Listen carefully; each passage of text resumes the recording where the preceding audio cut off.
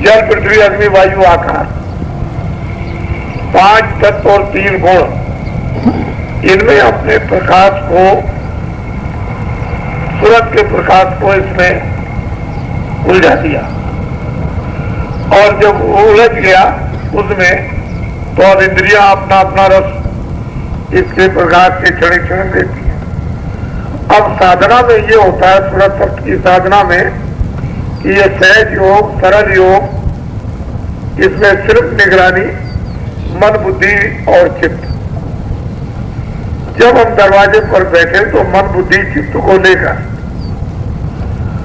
और कान के साथ इनको लगाकर यहाँ के साथ धीरे से अपना ध्यान, अपनी वासना, अपना लगाव इस संसार की तरफ से थोड़ा था।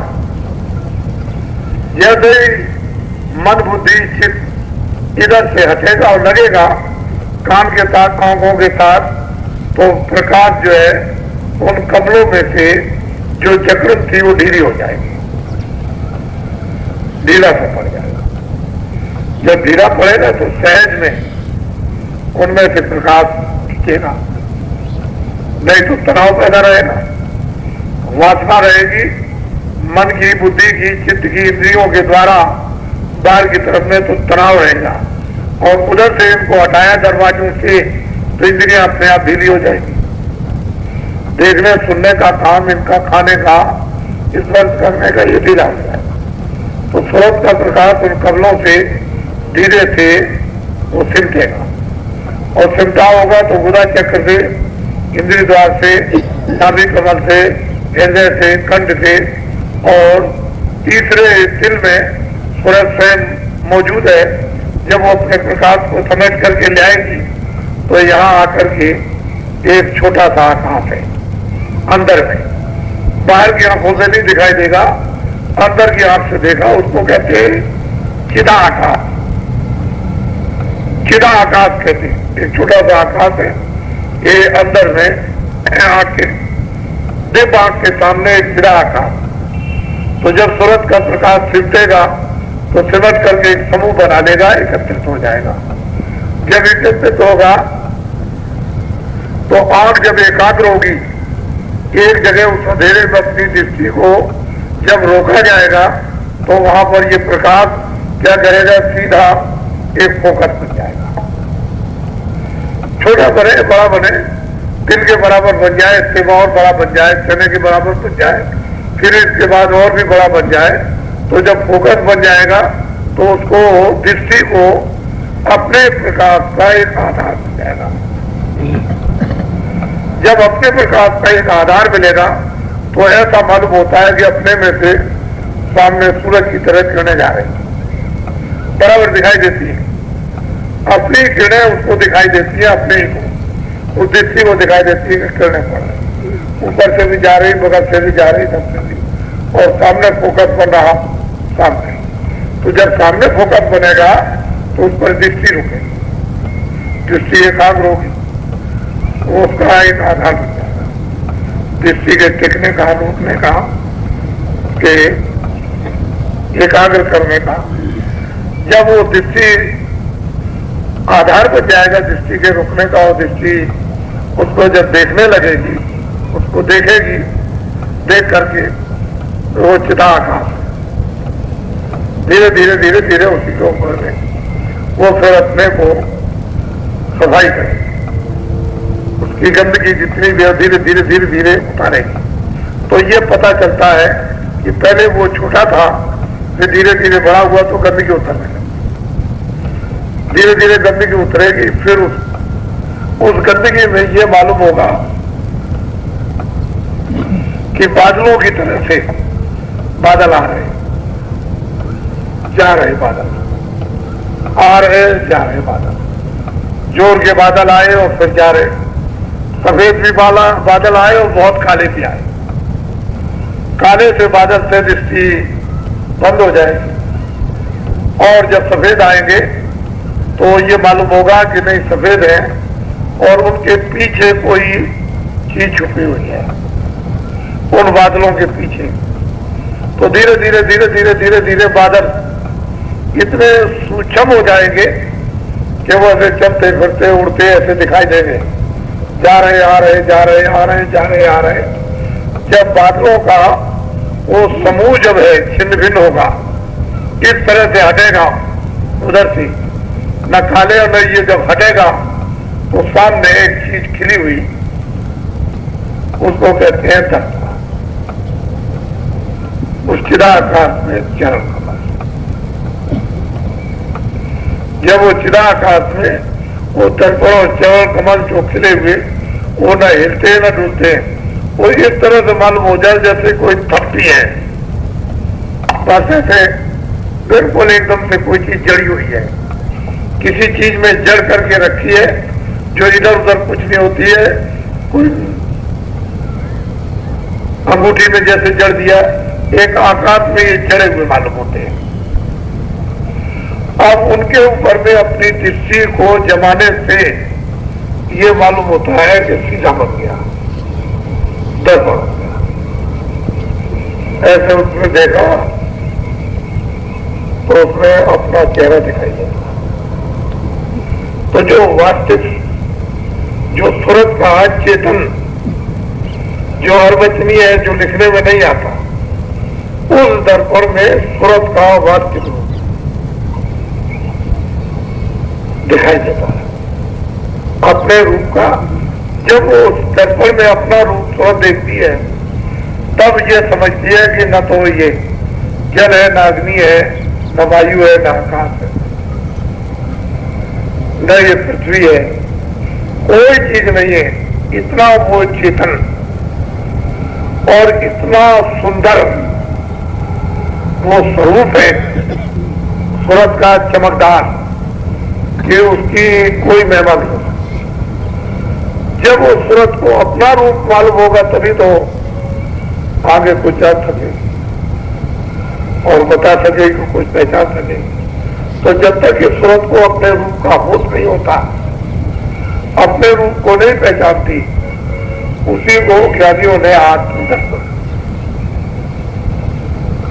ये इतना बड़ा आनंद है कि राज भी छोड़ दो, धन भी छोड़ दो, बच्चों को भी छोड़ दो और उन्मूलन अवस्था में मस्त होकर के यहां से जंगल चले जाओ। छोटी मोटी मस्ती नहीं है, आत्म जो दर्शन है वो छोटा मोटा आनंद नहीं है, ये ज्ञानियों के लिए बहुत बड़ा आनंद, लेकिन संत मत के लिए कुछ नहीं, संत मत के लिए कुछ भी नहीं,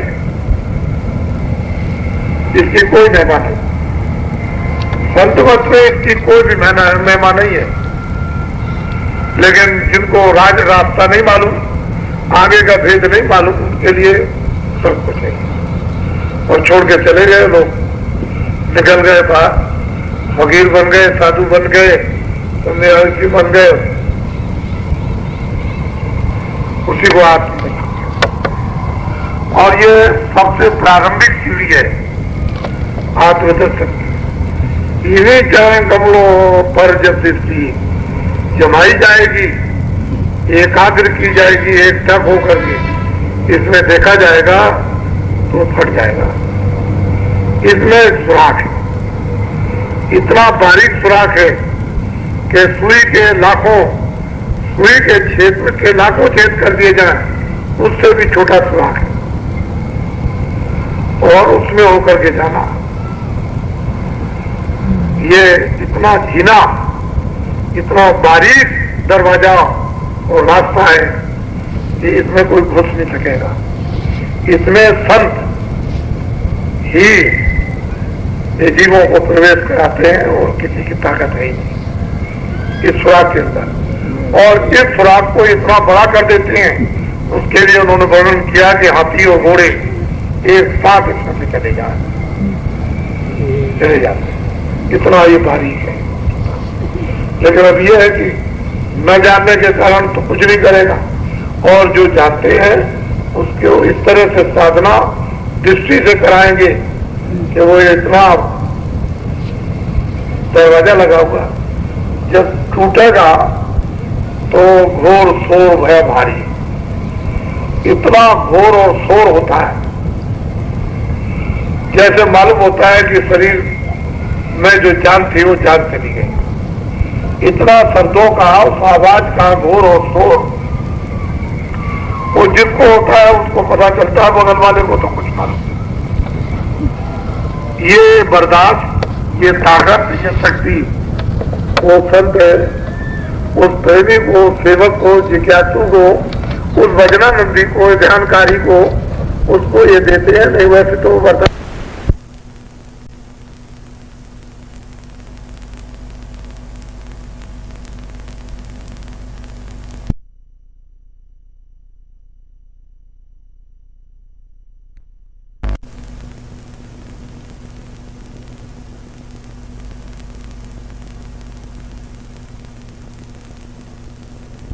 दरवाजे पर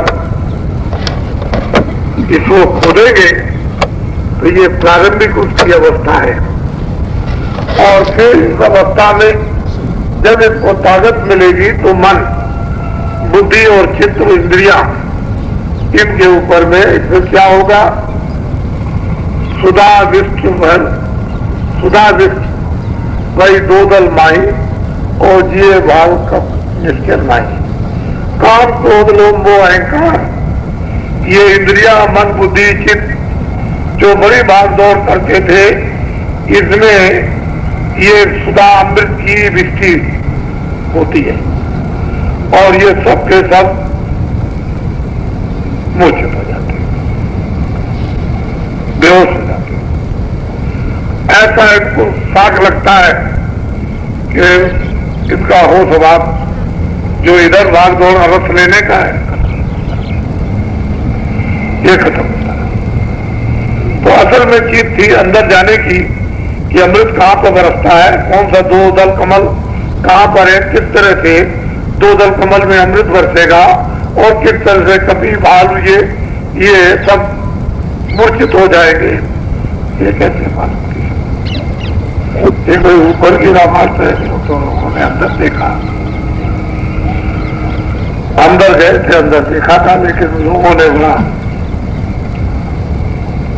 उस वक्त के हिंदू मुसलमान विद्वानों ने बहुत विरोध किया। गोस्वामी जी महाराज का सत्य वस्तु को सामने रोजी रोटी के लिए आने नहीं किया, इसलिए वो नाराज हो गए। तो संत जब नाराज हो जाए तो आपको क्या मिलेगा? ऐसी किताब बना दी कि कुछ किसी की समझ में नहीं आता, हमारे से आप क्या पा सकते हो? कुछ नहीं पा सकते। पूरा झगड़ा, पूरा उसमें राज सब कुछ रख दिया और आपको उससे कुछ नहीं मिला। एक वजह घर घर में रामायण और कुछ नहीं पा रहे। तो संतों को नाराज नहीं करना चाहिए। नाराज करते थे